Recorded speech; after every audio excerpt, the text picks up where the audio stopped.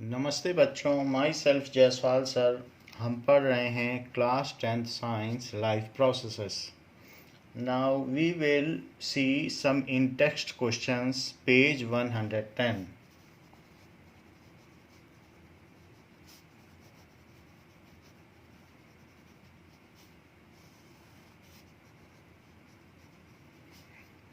First question is, what are the components of transport system?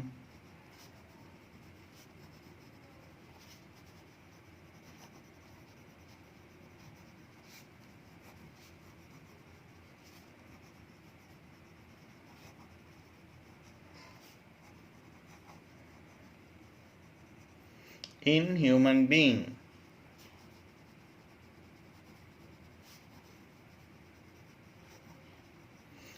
What are the function of these components? Components पूछे गए हैं और उनके functions भी पूछे गए हैं।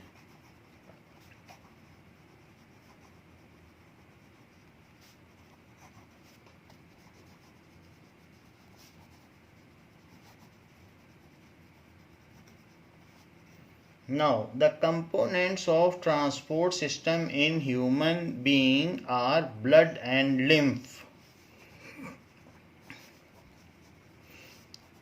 The components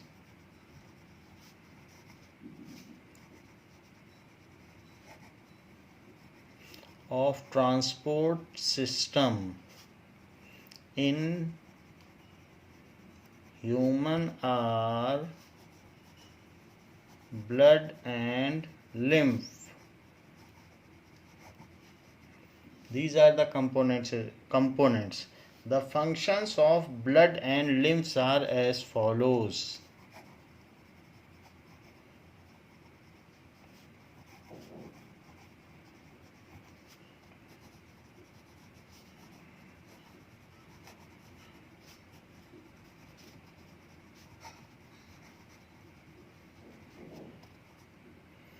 so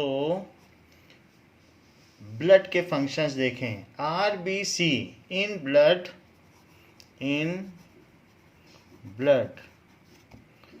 red blood cells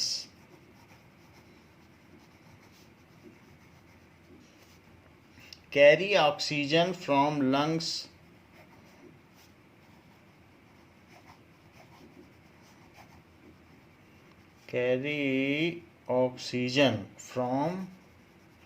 lungs to all cells of body.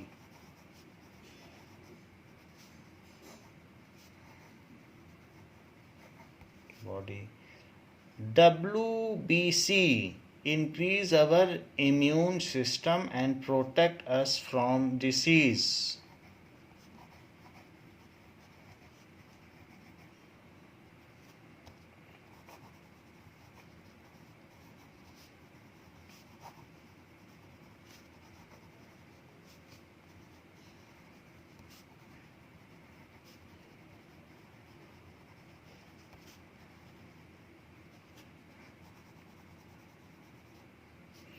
It increases our immune system.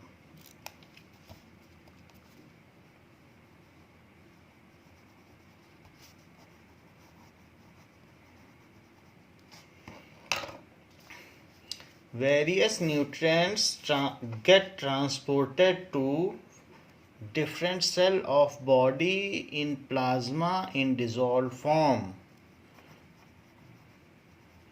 Various nutrients from intestinal site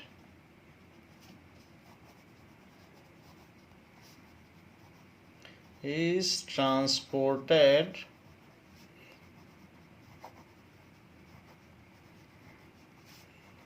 to all body cells in dissolved form in plasma.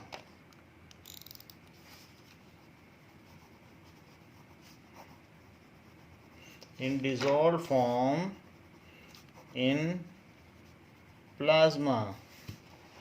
In case of cut in our body part, platelets clots the blood. In case of warn, जब कुछ टूट फूट होती है तो warning, warn.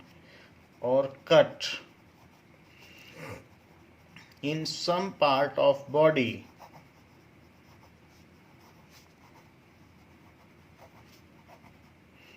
platelets clot the blood. clot भी कह सकते हो, coagulate the blood and plug in that part.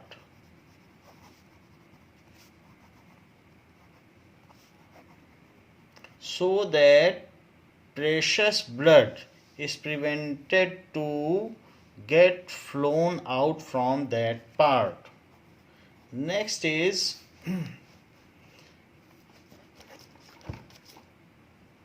how lymph is utilized for transportation. lymph का क्या function है transportation के दौरान. So lymph के केस में भी देखें. lymph puts into circulation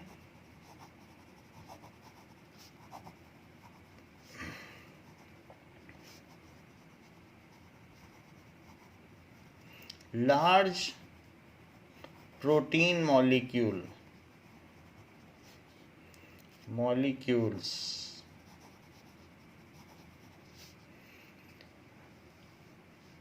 and which is secreted by blood into extracellular fluid, which is secreted by blood into extra cellular, cell के बाहर cellular fluid. lymph also carries digested fat from intestine to other tissues. lymph also carries digested fat from intestine to other tissues.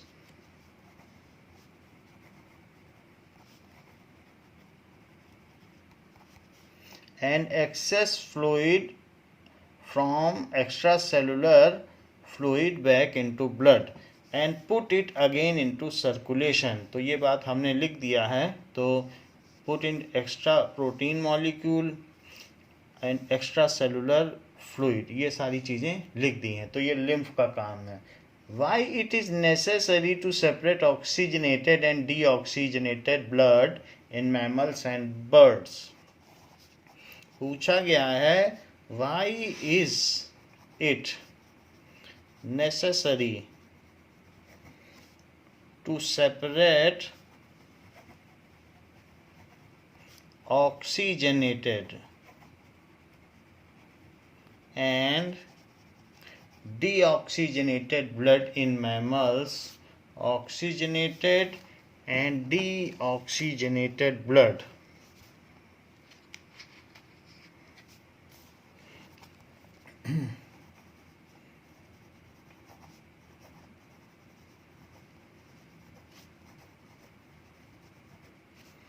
In mammals and birds.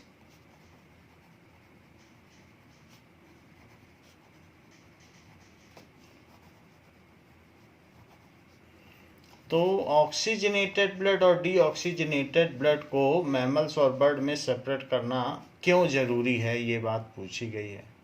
Why it is necessary. So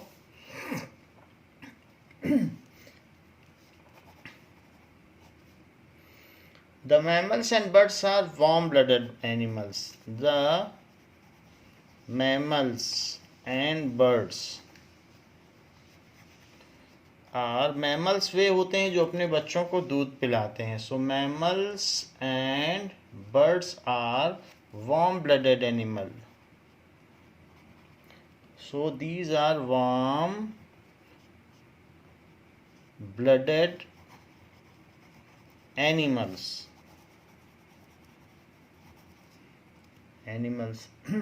which require high energy, which require high energy to keep their body at constant temperature.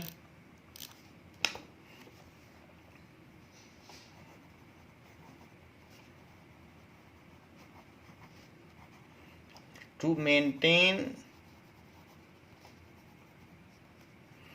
body at constant temperature.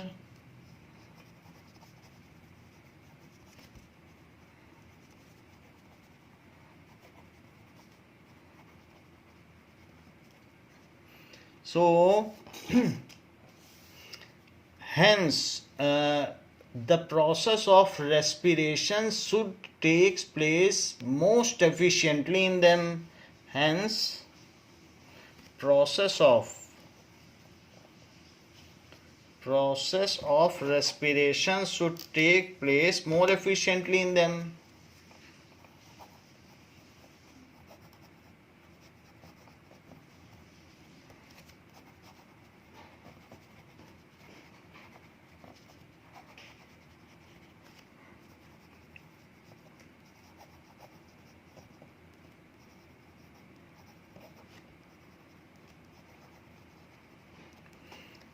This would be only possible if oxygenated blood is supplied to all cells. This is only possible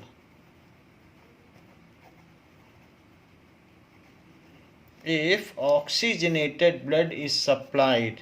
If oxygenated blood is supplied to all cells to complete their oxygen requirement. So जो उनकी access oxygen requirement है उसको fulfil करें तो rate of respiration ज़्यादा हो जाएगा. तो ऑक्सीजनेटेड ब्लड भेजा जाएगा तभी उनकी जो एक्सेस ऑक्सीजन रिक्वायरमेंट है वही पूरी होगी. तो fulfil their excess oxygen requirement.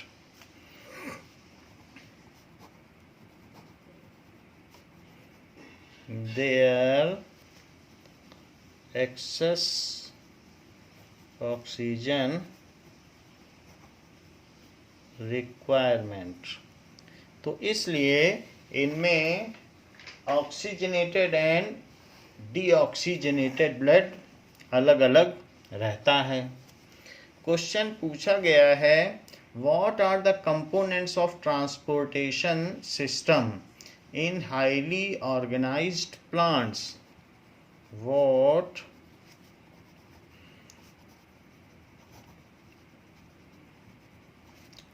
transportation system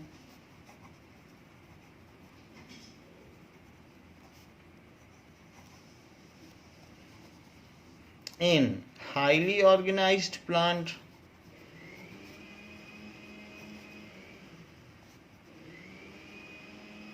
So highly organized plant में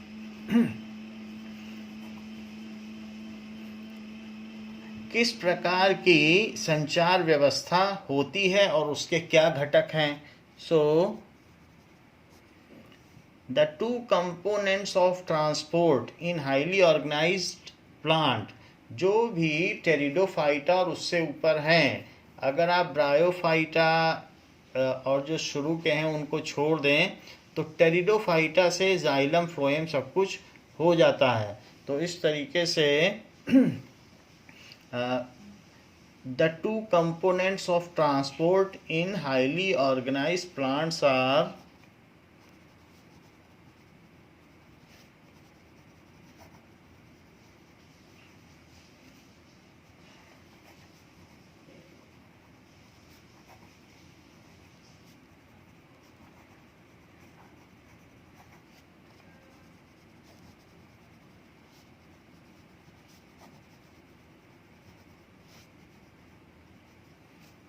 xylem and phloem, xylem and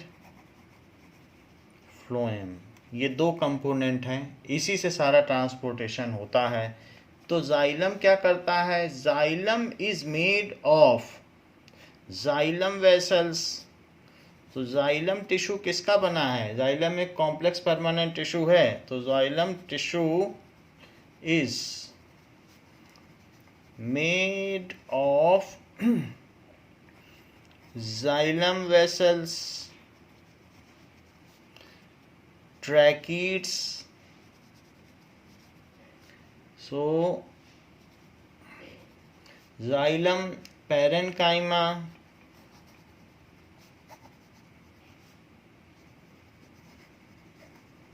and xylem fiber, इन सब चीज़ों का बना हुआ होता है। सो इट और ये भी पूछा गया है इट क्या करता है, तो it transport water and mineral from root to all aerial parts of photosynthesis. It transports water and mineral from root to all aerial। So air में जो भी पार्ट्स होते हैं सो उनको कहेंगे aerial parts of photosynthesis.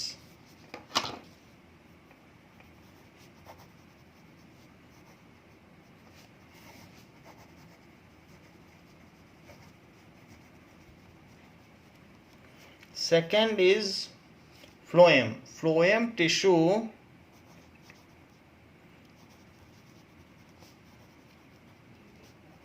is made of sieve tube,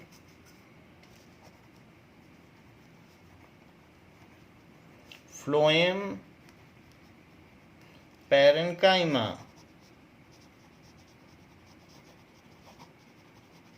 companion cell. So it is made of companion cell,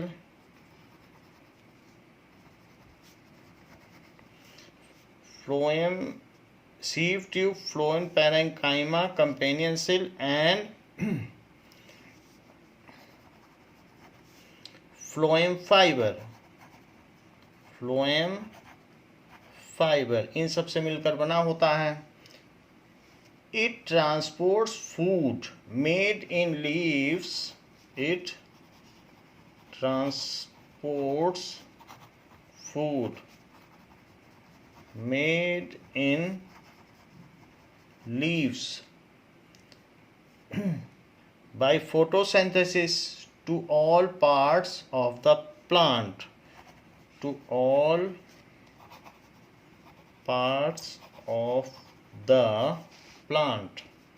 तो plant के सभी भागों में ये प्रकाश संश्लेषण द्वारा बनाए गए भोजन के संवहन का कार्य करती है। Now how are the water and minerals transported in plants. So ये क्वेश्चन आपको बता दिया गया है, how are the water and xylem के बारे में जो कुछ बताया गया है सब कुछ लिख दीजिएगा। And minerals are transported in plants, transported in plants. Fifth question, how is food transported in plant. How is food transported in plants. तो इसके बारे में भी आपको बता दिया गया है कि किस तरीके से ये काम होता है। नाउ हम देख लें कि जाइलम और फ्लोएम में क्या अंतर है। So it transports water and mineral.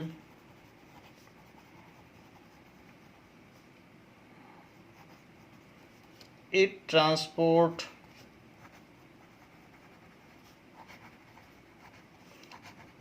prepared food by photosynthesis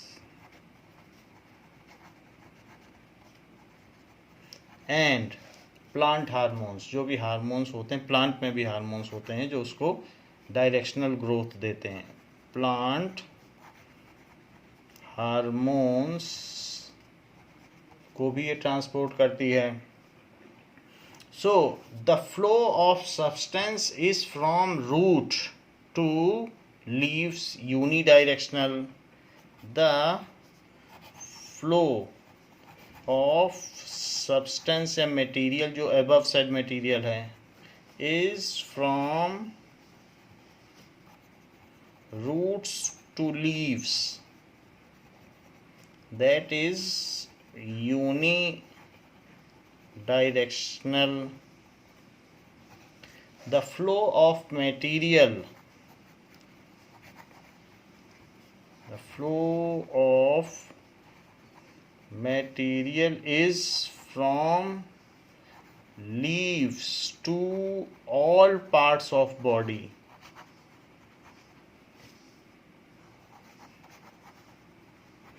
That is multidirectional.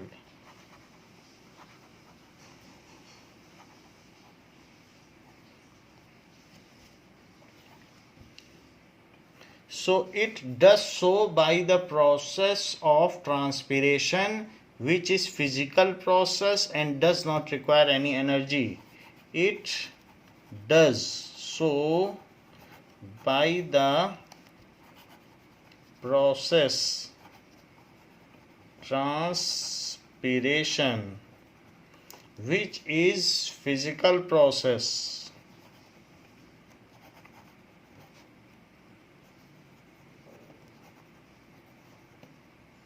जो कि एक फिजिकल प्रोसेस है and does not require energy, does not require energy, इसको एनर्जी की ज़रूरत नहीं है, जबकि it does so by translocation. ये ट्रांसलोकेशन के माध्यम से करता है, विच इज केमिकल प्रोसेस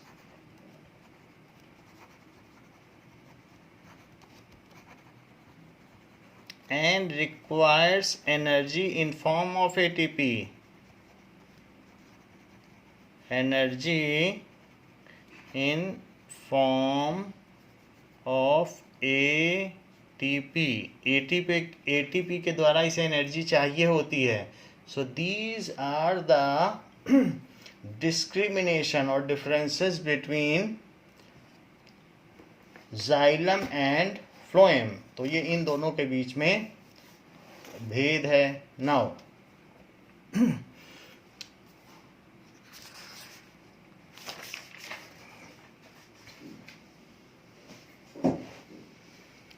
हम कुछ लिम्फ्स के फंक्शन लिखते हैं कि what are the function of lymphs. Lymphs के क्या फंक्शंस हैं. जैसे ब्लड के फंक्शंस है, वो होम्योस्टेटिक थर्मोरेगुलेशन करता है और न्यूट्रिएंट्स को पहुंचाता है, ये सारी चीज़ें करता है.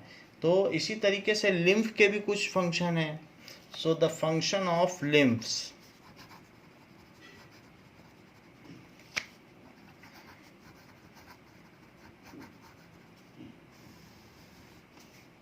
function of lymph. So lymph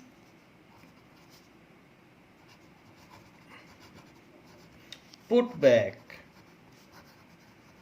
into circulation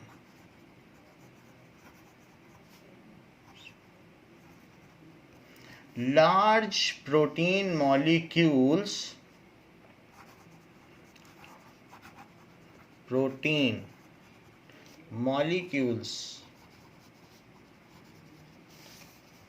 present in extracellular fluid. So in extracellular fluid and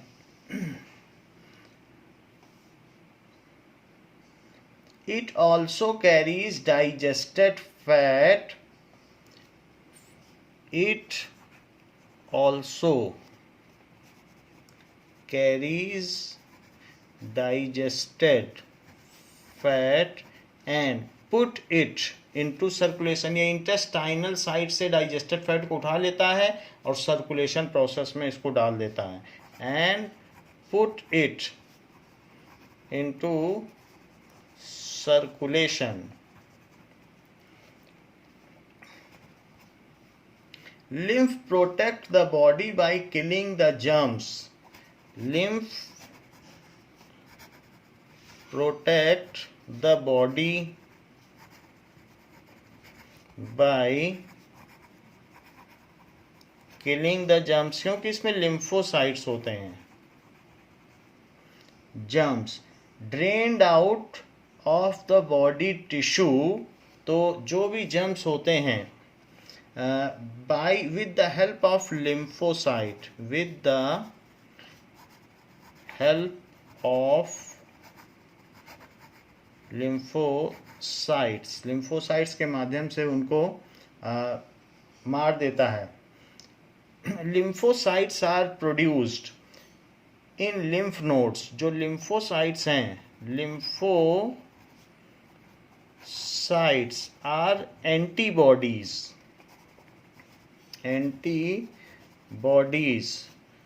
which kill the pathogen.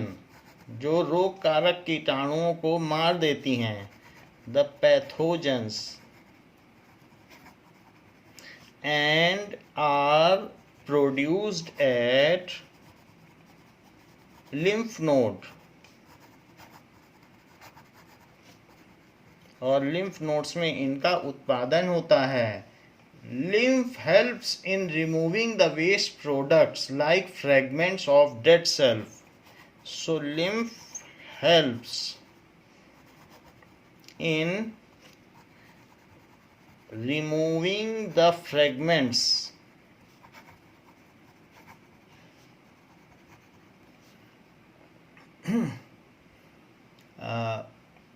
of dead cells,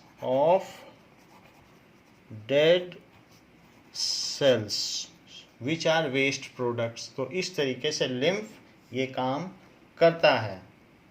Now let us see the process of excretion.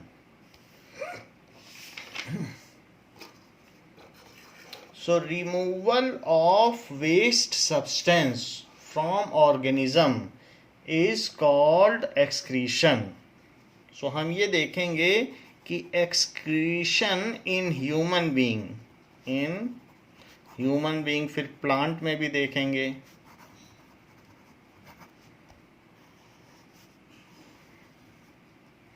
So the process of removal of toxic waste from the body of an organism. The process of removal of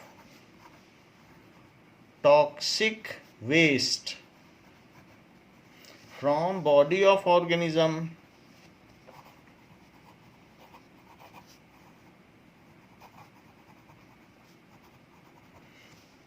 is called excretion. CO2 the harmful gas जो कि waste है, तो CO2 एक gaseous waste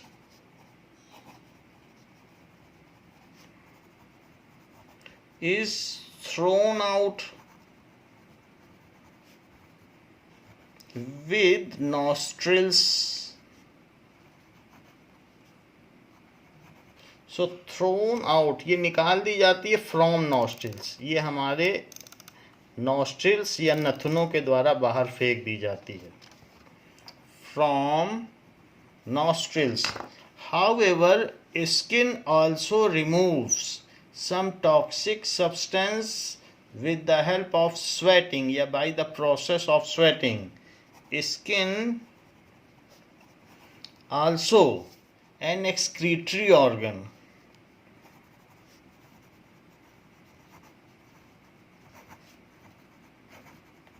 Which removes excess salts and minerals. excess salt और fat, जो हमारी पसीना होता है तो उसमें ऑयल भी होते हैं। excess salt, mineral and oil या fat by process of sweating या perspiration. by process of sweating, perspiration, ये हो जाता है। इसके अलावा food waste is thrown out of the body by defecation through anus. So food waste is thrown out from body by anus as defecation. defecation बोल दो या ejection बोल दो, जो आपको ठीक लगे बोल सकते हैं. and urine, ये urine contains various liquid waste and the soluble waste. urine prepared by kidney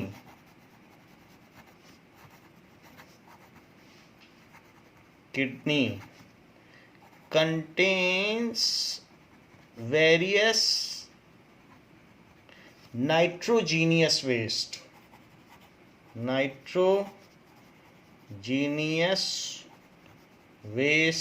excess salt, ये सब रहते हैं. So is thrown out of the body by urethral opening. is thrown out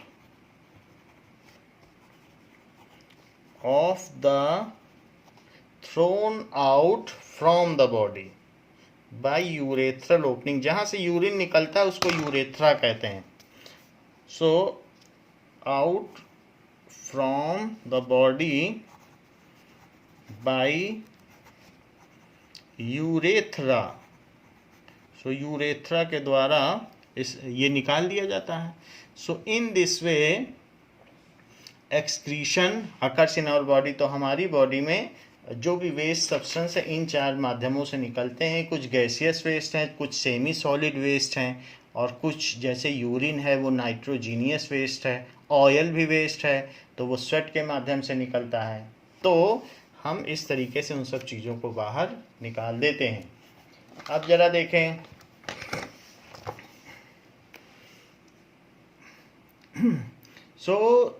amoeba में किस तरीके से waste निकलते हैं. अमीबा डज सो या removes its waste by the process of diffusion. अभी हम ह्यूमन में देखेंगे, but there are certain points to be noted down. Amoeba remove its gaseous waste and nitrogenous waste. उसमें भी एक्सेस प्रोटीन होते हैं और अमोनिया गैस होती है.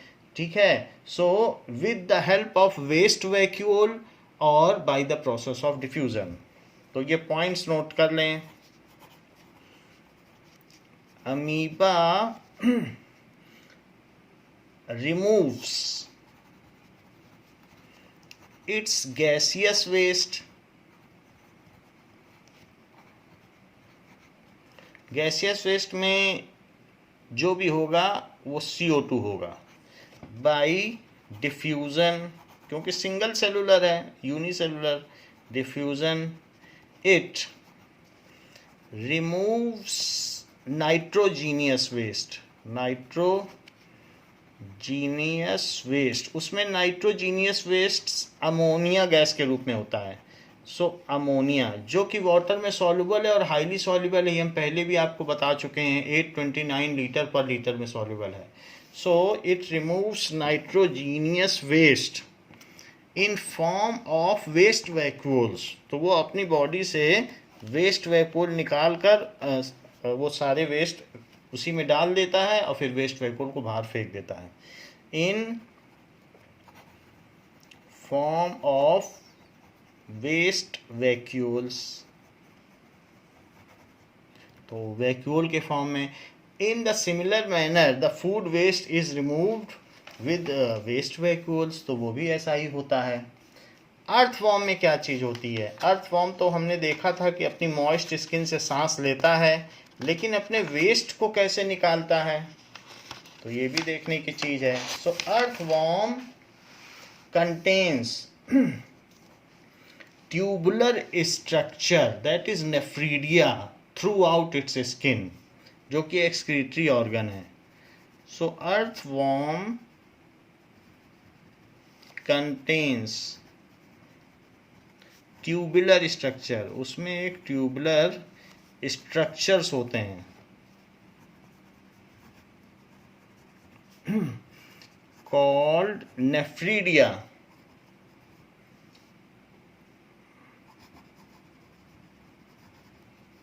Through out its skin.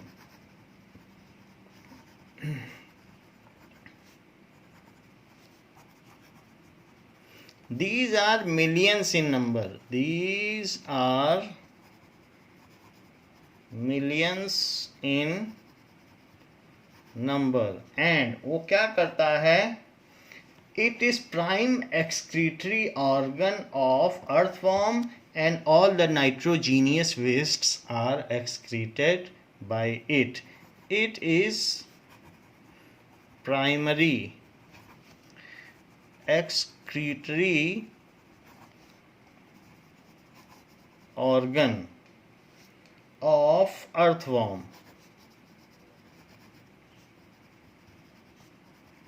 and all nitrogenous waste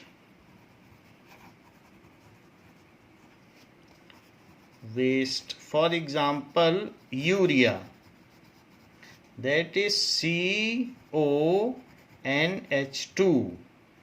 NH2CONH2 is excreted through it. ये जब protein decompose होता है तो यही बनाता है, C double bond O NH2 is excreted through it. ऐसा तो इस तरीके से हमने देख लिया कि इनमें ये कैसे होता है। नाउ वी विल सी कि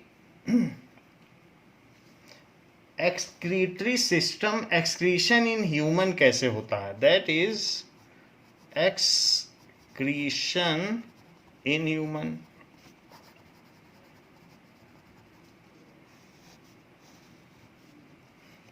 द एक्सक्रीटरी सिस्टम और ऑफ ह्यूमन बीइंग, हमारा वैसे हमने आपको बताया स्किन भी होता है और गैस भी निकलती है नाक से, नॉस्ट्रिल से CO2, सेमी सॉलिड वेस्ट भी निकलता है, लेकिन वो सब अलग प्रोसेस है। हमारे पास एक एक्सक्रीटरी सिस्टम है जो यूरिन बनाता है और लिक्विड फॉर्म में सारे सॉल्युबल वेस्ट को निकालता है और उसी को एक्सक्रीटरी सिस्टम में डिस्कस किया जाता है। सो एक्सक्रीटरी सिस्टम की जब भी बात आएगी तो उसमें मेन हमारे पास यही सिस्टम है कि ये जो किडनी शेप्ड है, यहाँ पर जो पेल्विस रीजन है, नीचे कूल्हे की हड्डी होती जिस हम लोग बैठते हैं, तो उसी के पीछे यानी कमर के निचले हिस्से की तरफ ये दोनों किडनी या बीन शेप्ड किडनी होती हैं। तो यही मेन एक्सक्रीटरी ऑर्गन्स हैं जो यूरिन बनाती हैं। और यूरिन बनाने के बाद ये देखिए यहाँ पर ये यूरेटर है, ये जो येलो येलो दिख रहा है वो यूरेटर है, वो यूरिन इसमें ले जाता है, ये यूरिनरी ब्लैडर है। और यूरिनरी ब्लैडर में जब यूरिन इकट्ठा हो जाता है then it is thrown out through the opening of urethra. तो यहाँ पर ये दिखाया गया है कि ब्लड इसमें आता है और फिर इससे चला जाता है। तो these are the various arteries and vein that we will discuss कि कैसे ब्लड किस में आ रहा है और किस में जा रहा है। सो दीज आर, ये रीनल रीजन है। सबसे बड़ी बात आपको हमने बताया, पेल्विस रीजन भी बोल सकते हो, और नहीं तो सिर्फ किडनी के बारे में बात की जाए तो ये रीनल रीजन है। तो इसलिए इसमें एक रीनल आर्टरी है और दूसरी रीनल वेन है। तो ये हमारा एक्सक्रीटरी सिस्टम अगर बात की जाएगी तो इतना ही है। ओके, नाउ तो हम लोग बात करें एक्सक्रीशन इन ह्यूमन की। तो एक्सक्रीशन इन ह्यूमन में अगर हम देखें तो इस तरीके से कुछ बात है कि यहाँ पर ये दो किडनी हैं। तो यहाँ पर these are two bean shape, जैसे बीन्स होती हैं सेम, तो सेम के आकार की किडनी है। और इसमें ये चीज़ दिखाई गई है कि किस तरीके से किडनी के अंदर का स्ट्रक्चर होता है। तो ये किडनी के अंदर का स्ट्रक्चर है ऐसा। So this is the structure of kidney. इसके ऊपर एड्रीनलिन ग्लैंड है जिसमें हार्मोन बनता है जो हमको इमरजेंसी के समय में भागने पर, जैसे कहीं हम इमरजेंसी देख लेंगे तो हार्ट बीट बढ़ा देगा। और उसमें एंडोक्राइन ग्लैंड में एड्रीनलिन, ये जो एड्रीनलिन ग्लैंड है इसमें एड्रीनलिन हार्मोन बनता है और जो कि इमरजेंसी हार्मोन है, हमको संकट के समय बचाता है। सो ये ग्लैंड्स हैं, ये एक्सक्रीटरी सिस्टम का पार्ट नहीं है, किडनी के ऊपर जस्ट लोकेटेड है। और इसके जो भी सेक्रीशन है वो डायरेक्ट ब्लड में मिलाए जाते हैं। तो जिसके सेक्रीशन डायरेक्ट ब्लड में मिलाए जाते हैं उनको हम कहते हैं एंडोक्राइन ग्लैंड।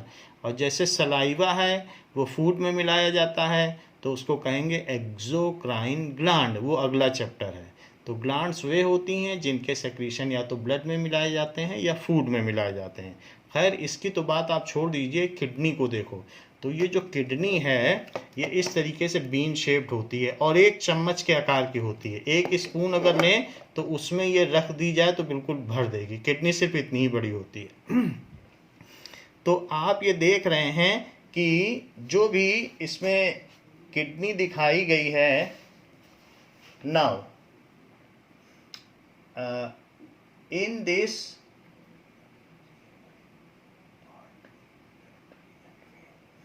तो जो इसमें आर्टरी है वो रेड कलर की है और जो वेन है वो ब्लू कलर की है। तो इस तरीके से ये जो ब्लू वाली है वो वेन है और आर्टरी यहाँ पर प्रेशर के साथ जो ब्लड ला रही है वो आर्टरी है।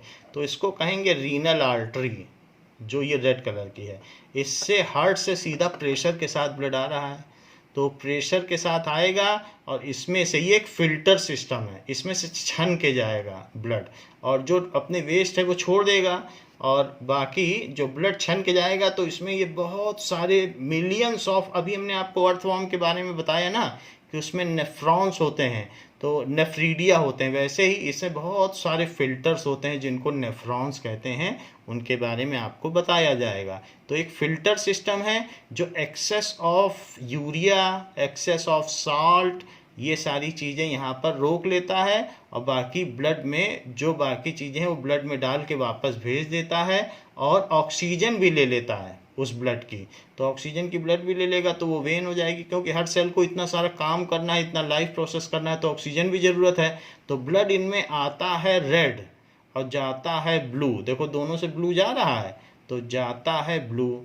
अच्छा, जो फिर इसने वेस्ट कलेक्ट किए किडनी ने, उसको यूरेटर के थ्रू, ये यूरेटर है, यूरेटर के थ्रू आगे बढ़कर ये देखिए, इसके बाद ये यूरिनरी ब्लैडर है, इसमें यूरिन इकट्ठा होगा। इसमें आप क्या देख रहे हैं, there is urine getting collected, तो इसमें यूरिन कलेक्ट हो जाएगा और ये येलो कलर का यूरेटर है, ये जो पीछे देखा जा रहा है दैट इज ये यूरेटर है और इसमें यूरिन इकट्ठा हो जाएगा। जब यूरिन इकट्ठा हो जाएगा तो ये अपने आसपास की वाल्स पे प्रेशर एक्सर्ट करेगा और जब ये प्रेशर एक्सर्ट करेगा then we have urge to urinate. तो उसके बाद ये यहाँ से यूरेथ्रल ओपनिंग से फिर ये यहाँ पर, जब इसमें यूरेटर, ये यूरेटर है, तो यूरेटर में जब यूरिन इकट्ठा हो गया तो इसके बाद we have urge to urinate. तो यहाँ से इसके थ्रू ये है यूरेथ्रा, इसकी जो अगली ओपनिंग है इसको कहते हैं यूरेथ्रा। तो यहाँ से यूरिन निकल जाएगा। तो ये पूरा सिस्टम है और ये यूरिनरी ब्लैडर है जो मस्कुलर होती है। तो यहाँ पर आपको ये बात दिखाई गई कि किस तरीके से यूरिन बनता है और बाहर निकलता है। आप इस चीज़ को, जो हमारा एक्सक्रीटरी सिस्टम है, उसको इस तरीके से भी देख सकते हैं कि ये देखो, in this we are seeing कि क्या क्या चीज़ें हो रही हैं। ज़रा इसे देखें तो ये इसमें भी वही बात हो रही है कि सबसे पहले ये देखिए, इसमें this is kidney with bladder. तो यहाँ पर आप देखिए, हमने आपको ऊपर क्या बताया, एड्रीनलिन ग्लैंड, उसमें एड्रीनलिन बनता है जो कि इमरजेंसी हार्मोन है। और जैसे हम सांप देख लें या कुछ देख लें तो भागने में मदद करता है। अचानक हार्ट बीट बढ़ जाएगी, अचानक ब्लड फ्लो बढ़ जाएगा और बहुत सारी एनर्जी डेवलप होगी और हम एस्केप कर जाएंगे। क्या आप मुझे बता सकते हैं कि ब्लड किडनी में आता है तो किससे आता है? ब्लड किडनी में आएगा तो रीनल आर्टरी, ये जो आर्टरी से आता है जिसमें ब्लड है, और जाता है तो किससे जाता है? That is renal vein. तो यहाँ पर ये बात दिखाई गई है कि renal artery and renal vein. जब ये ब्लड इसमें आ जाएगा, ये रेड ब्लड इसके अंदर चला जाएगा और इसके अंदर चला जाएगा, तो ये सब फिल्टरिंग ऑर्गन्स हैं। तो ये फिल्टरिंग ऑर्गन्स हैं और एक एक फिल्टरिंग ऑर्गन के अंदर ब्लड जाएगा और इसके अंदर नेफ्रॉन्स हैं, जो मिलियंस ऑफ नेफ्रॉन्स हर एक यूनिट के अंदर हैं। जैसा कि यहाँ दिखाया गया है कि एक एक के अंदर जब यहाँ पर जाएगा ब्लड तो यहाँ पर इसकी फिल्टरिंग होगी और एक्सेस ऑफ उसमें से प्रोटीन या कुछ भी होगा, वो नाइट्रोजीनियस वेस्ट है, वो सारा निकाल दिया जाएगा और उसे यूरिन में बदल दिया जाएगा। सो ये बात यहाँ पर दिखाई गई है कि किस तरीके से। और वो अगर आप देखना चाहें कि भाई इसके अंदर का सिंगल कैसा होगा, तो सिंगल में इस तरीके का फिल्टरिंग सिस्टम होगा। वो चीज़ हम आपको वीडियो में दिखाएंगे कि किस तरीके से ब्लड यहाँ फिल्टर होता है और फिर जाता है। तो ये हमारा ये बीन शेप्ड किडनी है, ये चीज़ दिखाई गई है। अच्छा, ये क्या है? ये यूरेटर है। नाउ इसके बाद ये चीज़ जो यूरेटर है, तो ये यूरेटर के थ्रू इसमें जो यूरिन है फिर वो कलेक्ट होता चला जाएगा। जो कलेक्ट होगा उसको कहेंगे यूरिनरी ब्लैडर।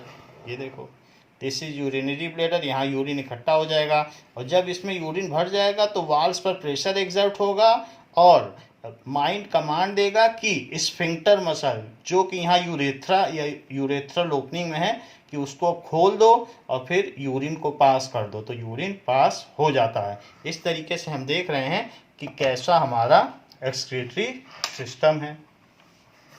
नाउ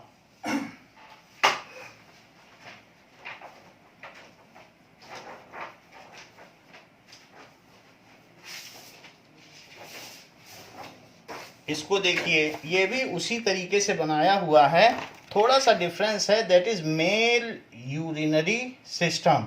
तो इसमें हम ये देख रहे हैं कि देयर आर ये renal artery and renal vein हमने देख लिया, और इसके अलावा this is kidney having millions of nephrons with adrenal gland, ये सारी चीज़ें हो गई। और दिस इज यूरेटर, और यूरेटर के थ्रू यूरिन इसमें गया जो कि यूरिनरी ब्लैडर है। देखिए कितनी मस्कुलर दिखाई गई है, कितनी थिक है। और फिर उसके बाद ये यहाँ से यूरेथ्रल ओपनिंग से, ये यूरेथ्रा है तो इसी से कनेक्टेड है, और यूरेथ्रल ओपनिंग से ये बाहर निकल गया। So in this way the excretion system of human being occurs. The same is the figure in female excretion system। देखो सब कुछ वही है, कहीं कोई चेंज नहीं है, और इसमें भी वही काम हुआ है कि यूरिनरी ब्लैडर है और जो यूरेटर है या यूरेथ्रा, दिस इज यूरेथ्रा, तो यूरेथ्रा से ये फिर बाहर निकल गया, दिस इज यूरेथ्रा। तो ऐसा है, it is all the same. तो हम लोग एक कॉमन करके पढ़ेंगे, दैट इज यूरिनरी सिस्टम। तो बच्चों इस क्लास के लिए इतना ही, इसके आगे आपको नेक्स्ट क्लास में पढ़ाया जाएगा। थैंक यू बच्चों।